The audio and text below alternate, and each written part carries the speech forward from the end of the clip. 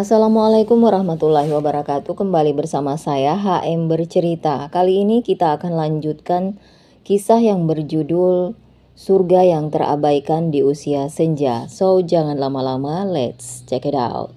Besok paginya sehabis sholat subuh berjamaah, Amira sudah berdiri di sisi kanan ranjang Aksara, membuka termos kecil berisi bubur ayam yang ia beli lewat online. Sesaat tanpa banyak kata, ia duduk di tepi ranjang dan dengan lembut menyuapi Aksara. Aksara menolak halus. Aku makan nanti. Bisa sendiri, Mei. Jangan ngeyel, kamu belum kuat pegang sendok. Suara Amira lembut. Matanya tak lepas dari wajah Aksara yang terlihat lelah. Ia menyuapi perlahan, sesekali mengusap sudut bibir pria itu dengan tisu. Perhatiannya tulus, hangat, dan begitu alami. Sementara itu Aisyah merapat ke sisi ranjang Raka. Ia juga membuka kotak kecil berisi jus buah dan sedikit kapsul berbungkus plastik bening. Raka tidak banyak protes. Menurut saja Aisyah menyuruh apa. Alhamdulillah sudah selesai sarapan. Sekarang minum obat dulu ya, biar cepat sembuh. Kamu nggak capek nemenin aku dari semalam? Aisyah menggeleng sambil membantu mengangkatkan punggung Raka dengan bantal. Capek sih, tapi ayah pasti lebih capek karena baru pulang dari kota dan kami tak tega melihat kepanikannya sendirian. Ucap Aisyah lirih. Sandi yang duduk agak jauh semula tak berniat ikut campur. Tapi matanya menangkap sesuatu yang membuatnya diam. Ia memandangi kedua putrinya secara bergantian. Ada keganjilan yang tak bisa ia abaikan. Amira begitu telaten menjaga Aksara.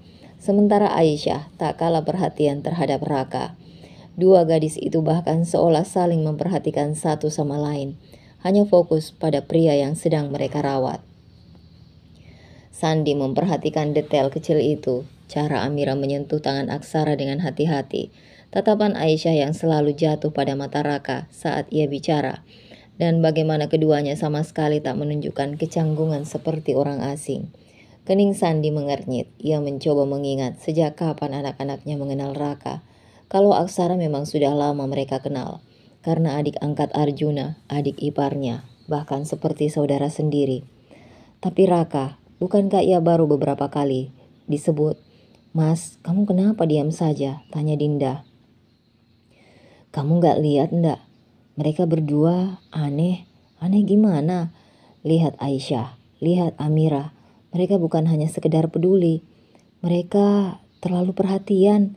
Nada suara Sandi rendah. Mungkin mereka hanya kasihan, Mas. Namanya juga remaja. Mungkin merasa bersalah karena Aksara dan Raka tertabrak mobilmu. Lagian Raka juga sopan, tampan pula. Aku sih gak keberatan kalau mereka jatuh cinta. Ujar Dinda terkekeh. Sandi mengangguk pelan namun tak serta-merta menerima penjelasan itu. Ia terlalu lama mengenal tingkah anak-anaknya. Itu bukan hanya rasa kasihan atau simpati, itu cinta. Sandi kembali menoleh, kali ini menatap langsung ke arah Amira yang sedang membenarkan posisi selimut Aksara. Tatapan mata gadis itu penuh rasa sayang yang ditahan. Bahkan tangan Amira bergetar saat mengelus kepala Aksara yang mulai tertidur karena efek obat. Sementara itu Aisyah diam-diam mencium punggung tangan Raka sebelum berdiri untuk membuang sisa obat. Gerakannya cepat, nyaris tak terlihat, tapi cukup untuk membuat Sandi memicingkan mata. Astagfirullah, bisiknya dalam hati. Sandi mendekat ke jendela ruangan, memandangi langit malam yang gelap tanpa bintang. Pikirannya bercampur aduk. Haruskah ia bertanya langsung atau menunggu waktu yang tepat? Sementara itu, di sisi ranjang Aksara, Amira menunduk dalam doa. Tangannya menggenggam tangan pria yang ia cintai. Kuat ya, jangan sakit lagi. Aisyah di sudut lain juga memejamkan mata. Raka tertidur kembali dengan tenang. Dan ia duduk di sisi ranjang sambil menyandarkan kepala di kasur. Kalau ayah tahu tentang kami, apa dia marah ya? Bisiknya nyaris tak terdengar. Di belakang mereka tanpa suara Sandi kembali ke sofa. Ia duduk sambil memejamkan mata. Dalam hati ia berdoa, bukan hanya untuk kesembuhan dua pemuda itu, tapi juga untuk keberanian memahami hati anak-anaknya sendiri. Malam itu bukan hanya luka fisik yang dirawat, tapi juga luka hati. Rahasia yang tersembunyi rapat, dan cinta yang diam-diam tumbuh di bawah atap rumah sakit. Seminggu sudah, Bu Lestari tinggal di rumah putra keduanya, Bayu. Berbeda saat tinggal bersama putra pertamanya. Bu Lestari lebih banyak di kamar dan ibadah. Karena Anjar dan Astrid semuanya bekerja. Anak-anak mereka sekolah, pergi pagi, pulang sore. Malam suka keluar lagi. Semua pekerjaan rumah dikerjakan Maija. Di rumah Bayu berbeda lagi. Setiap hari, dari pagi, wanita parubaya itu sudah sibuk di dapur. Tangannya lincah mengupas, meracik dan mengulek bumbu dalam jumlah besar. Mengikuti resep makanan yang bukan untuk santapan keluarga kecil putranya, melainkan pesanan menantunya, Bilgis. Setelah bumbu masakan itu matang, Bilgis akan membawanya ke kantin miliknya yang berada di samping kampus. Kantin itu selalu ramai pembeli, apalagi sejak masakannya memakai bumbu resep dari ibu mertuanya. Pembeli semakin ramai dan banyak yang memuji. Diam-diam kesuksesan sang menantu atas keringat ibu mertuanya juga. Tak banyak kata terucap dari mulut Bilgis setiap harinya saat di rumah kecuali perintah-perintah singkat. Ucapan terima kasih pun terasa langka, apalagi senyum. Bu Lestari hanya diam, menelan rasa tak nyaman yang semakin hari semakin mengendap dalam hati. Bahkan menyentuh dan ingin bercanda dengan cucunya yang juga susah. Satu-satunya pelipur lara hanyalah pesan WhatsApp dari Maija, asisten rumah tangga putra sulungnya, Anjar, yang hampir setiap hari menyapa. Kadang hanya menanyakan kabar, kadang bercerita ringan. Namun suatu kali setelah mendengar langsung cerita Bu Lestari tentang keadaannya sekarang di rumah Bayu, Maija tak kuasa menahan keprihatinan. Bu Lestari daripada tinggal sama anak tapi malah dijadikan pembantu. Tak ada obrolan harmonis. Keberadaan ibu gak dimuliakan kayak saya dulu. Mending ibu cari kontrakan kecil dekat kontrakan saya. Ibu kan pintar masak. Jualan sendiri aja malah lebih tenang. Ada penghasilan. Hari Jumat bisa berbagi Jumat berkah dari tangan ibu sendiri. Hidup jadi lebih terasa lebih berarti. Bu Lestari membaca pesan Maija. Berkali-kali hatinya tergetar. Ia tahu Maija tulus dan dalam diamnya ia mulai berpikir saran dari Maija ada benarnya juga. Lebih baik hidup sendiri namun mereka daripada tinggal bersama anak namun merasa asing dan tak dihargai. Apalagi kemarin dirinya mendengar menantu ketiganya, Cynthia, yang mengatakan via telepon pada Bayu dan Bilgis jika mereka berdua jarang di rumah karena bekerja. Mereka bilang bukannya tak mau menerima Ibu Lestari ada di rumah. Mereka bulan depan, justru keduanya takut Bu Lestari kenapa-napa kalau berada di rumah sendirian. Sementara mereka berdua bekerja, dan ternyata dengan senang hati Bilgis mengatakan dia bersedia mertuanya tinggal bersamanya, membuat Chandra dan Cynthia menjadi lega. 7 hari di rumah Bayu terasa begitu panjang. Sebenarnya Bu Lestari membantu dengan tulus demi membantu anak dan membantunya asal mereka makin bahagia dan sukses. Namun sayang, rasa lelahnya tak terbayar melihat sikap cuek dan tak peduli anak menantunya pada ibunya sendiri. Terkadang Ibu Lestari menangis dalam sholatnya. Bertahun-tahun sudah dia berjuang, habiskan waktunya merawat dan membesarkan anak-anaknya hingga sukses. Tapi bukannya semakin bahagia dan bangga karena kesuksesan anak-anaknya. Justru mereka semakin jauh dan tak menganggap ibunya. Dapur rumah Bayu itu kini menjadi ruang pelariannya, tempat ia melarutkan rindu, kesepian, dan luka dalam wajan dan ulekan. Pagi itu Bu Lestari sudah mulai bekerja sejak pukul 5, mengulek bawang putih, mengiris cabai, menyangrai ketumbar. Tangannya cekatan, meski usianya tak muda lagi. Di sekelilingnya aroma bumbu menguar, harum, kuat, namun juga menyayat. Sebab ia tahu semua ini bukan untuk makan bersama keluarga, tapi untuk kantin Bilgis, untuk dagangan, untuk keuntungan yang tak sepeser pun menyentuh dirinya. Juga senyuman sekedar mengucapkan terima kasih. Bilgis muncul dari balik pintu dapur dengan langkah cepat dan wajah datar. Tanpa sapa, tanpa senyum, tanpa tanya apakah mertuanya sudah sarapan. Bu, nanti tolong sekalian buatkan sambal ijo ya. Kemarin banyak yang nanya, jangan lupa tambahin tomat hijaunya lebih banyak dari biasanya. Iya nak. Bilgis sudah berbalik pergi bahkan sebelum ia selesai bicara. Bu Lestari, sebentar lagi saya mau ke pasar, belanja bulanan. Kita ketemuan yuk. Makan bubur ayam sambil ngobrol, ibu pamit nak. Bayu saja bilang mau jalan-jalan beli baju atau apa ke pasar tradisional gitu aja, naik taksi online. Bu Lestari tersenyum tipis, jempolnya bergerak lambat di atas layar. Bu Lestari belum bisa Ma Ija, pagi hari repot banget bantuin bikin bumbu dan harus selesai cepat karena keburu mau dibawa ke kantinnya. Terkirim. Tak lama kemudian balasan masuk. Waduh, masa keluar sebentar nggak diizinkan juga? Kan ibu bukan pembantu mereka. Ibu kan orang tuanya yang berhak menikmati dunia luar. Masa terus-terusan diperintah untuk cari rezeki anaknya? Nggak digaji lagi. Masa iya bantu anak lebih dari kayak pembantu? Nggak ada berhentinya. Duh, maaf ya Bu. Saya ngomong gini bukan karena ikut campur. Tapi saya sedih lihat ibu gitu dimanfaatkan. Bu Lestari terdiam, hatinya digerus rasa sesak. Ia tahu Maija tak bermaksud buruk. Justru wanita itulah satu-satunya orang yang mengkhawatirkannya dan peduli padanya saat ini.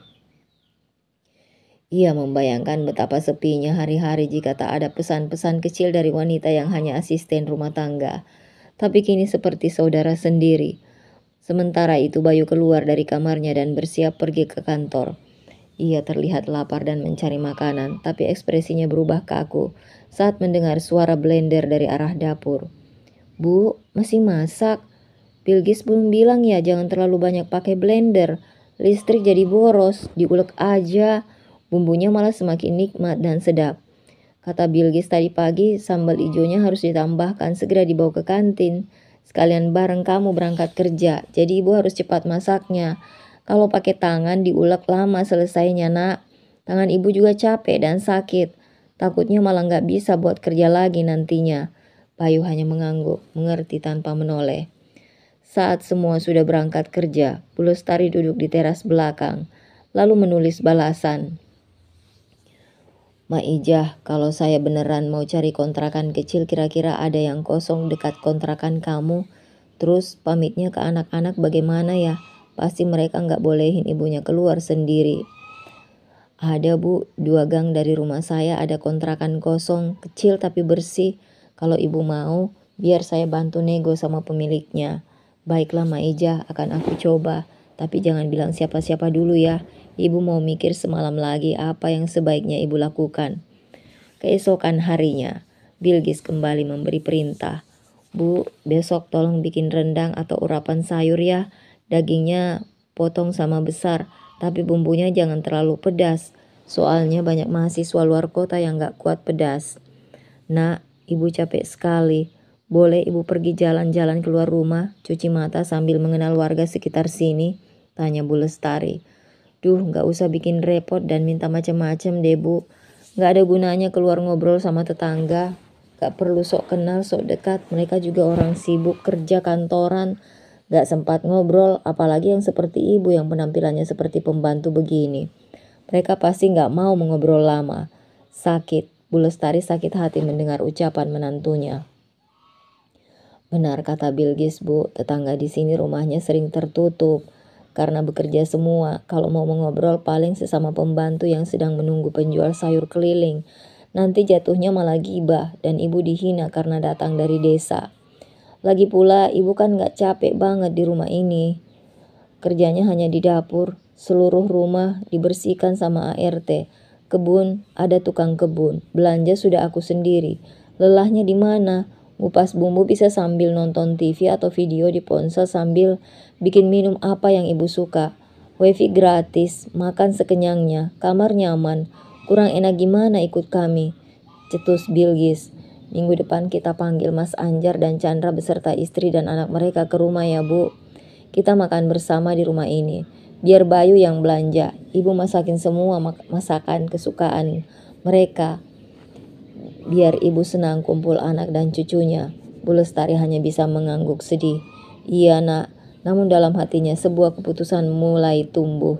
Ia sudah tidak ingin hanya menjadi pelengkap. Tidak ingin lagi tinggal di rumah yang hanya memberikan tempat tinggal, tapi tidak memberikan kasih sayang dan ketulusan. Pagi itu setelah menantunya, Bilgis pergi ke kantin dan Bayu berangkat kerja. Bu Lestari memberanikan diri keluar rumah lewat pintu belakang saat tukang kebun ke belakang, karena pintu depan selalu terkunci jika anak menantunya pergi. Setelah berhasil keluar rumah dengan membawa baju seadanya, tak lupa uang yang dimilikinya dengan kantong kresek hitam dan lusuh. Diam-diam, Bu Lestari menghubungi Mak Ija sebelum berangkat, karena saat di luar nanti ponselnya tak ada data. Bu Lestari melangkah jauh dan mampir ke kios pulsa, membeli data sambil menunggu kedatangan Mak Ija. 1 jam kemudian, Mak Ija datang dan menyambutnya dengan pelukan. "Maaf ya Bu, menunggu lama. Kebetulan hari ini saya izin libur. Nggak kerja sama Nyonya Astrid karena mau bantu masak di rumah pemilik kontrakan. Beliau ada acara pernikahan, gak enak kalau nggak bantu rewang. Orangnya baik banget. Saya juga sudah bilang sama yang punya rumah kontrakan. Katanya kalau ibu yang sewa, gak usah bayar banyak-banyak di bulan pertama. Kalau sudah dapat kerja baru bayar normal. Dia sudah sering makan masakan saya. Jadi tahu enaknya masakan kita nanti. Pasti kalau ibu jualan nasi langsung ada pembeli." "Makasih Mak Ija. Perlakuan Mak membuat saya seperti ketemu keluarga sendiri di sini." "Lah, ibu memang keluarga saya, walau nggak terlahir dari rahim yang sama. Terkadang yang lahir dari rahim sendiri saja tidak tahu cara menghargai."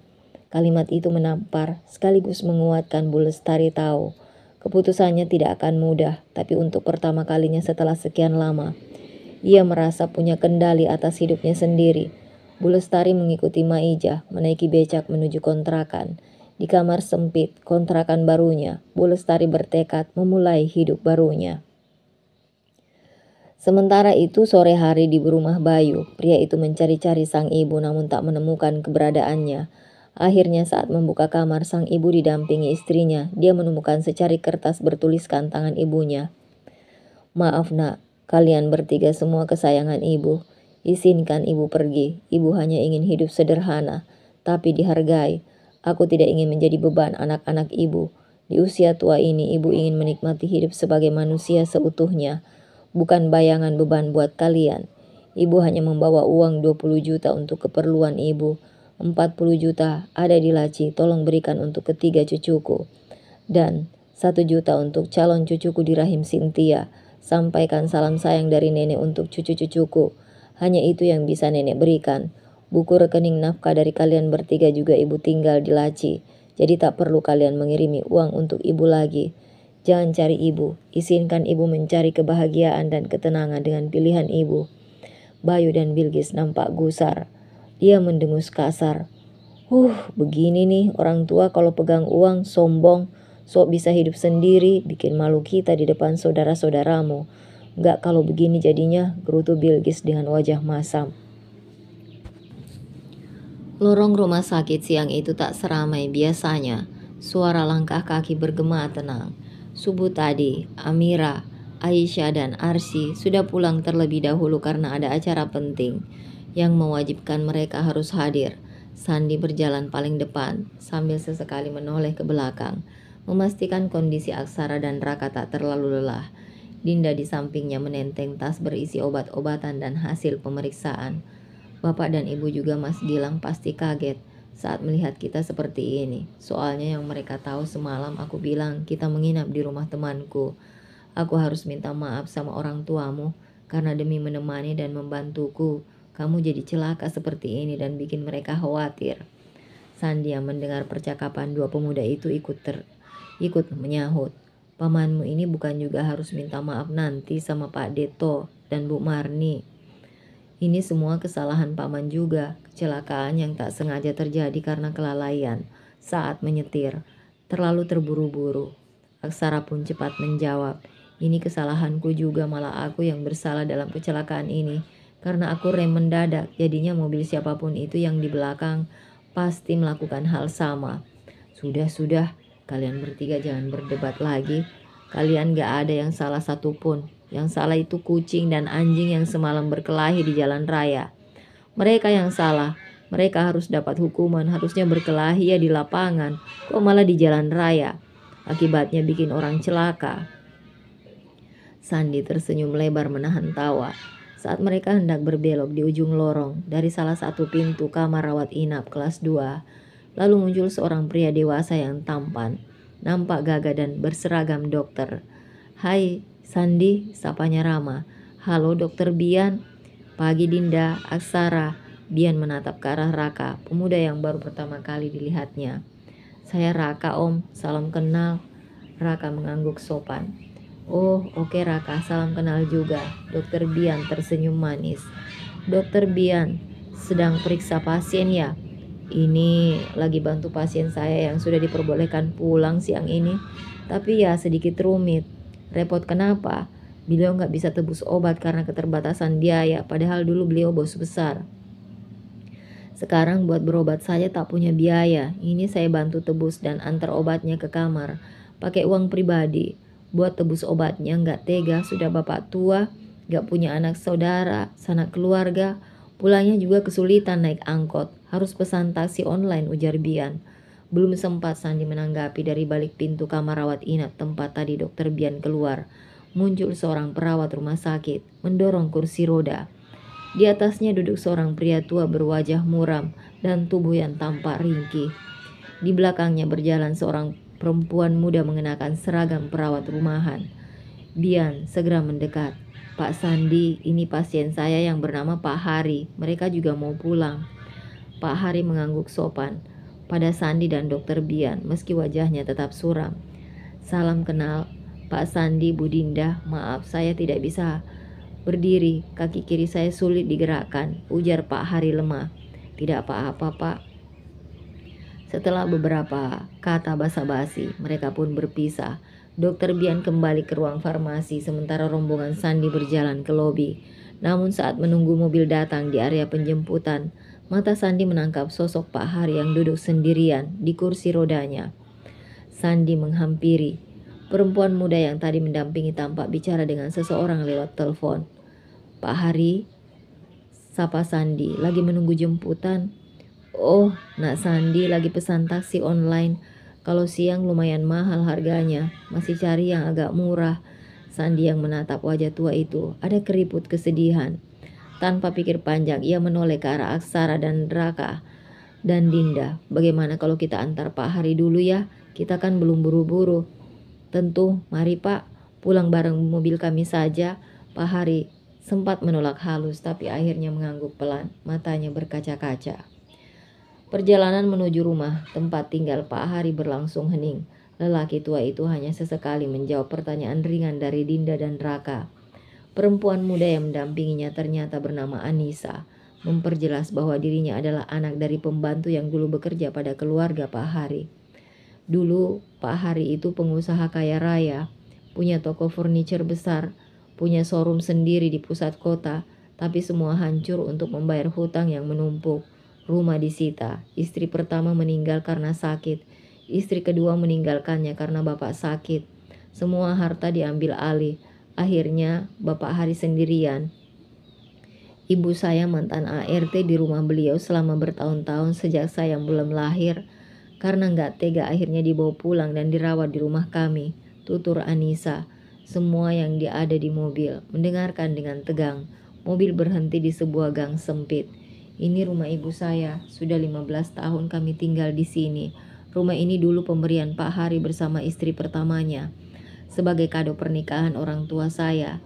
Hati ibu tidak ada di rumah.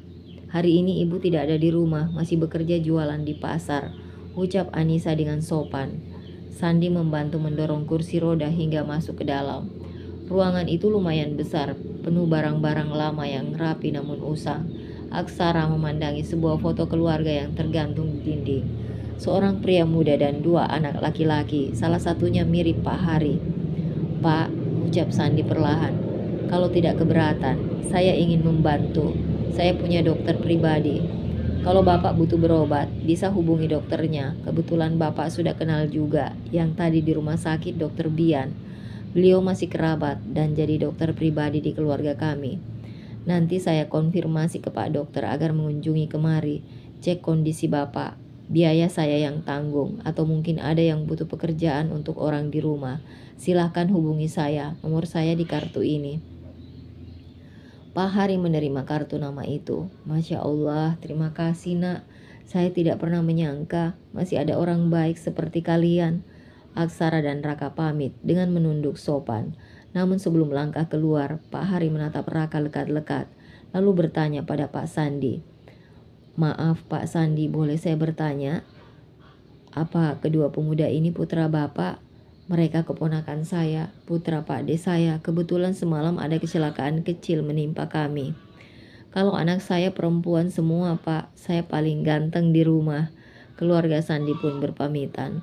Pak Hari menatap kepergian orang-orang yang telah berbaik hati padanya hingga masuk ke dalam mobil.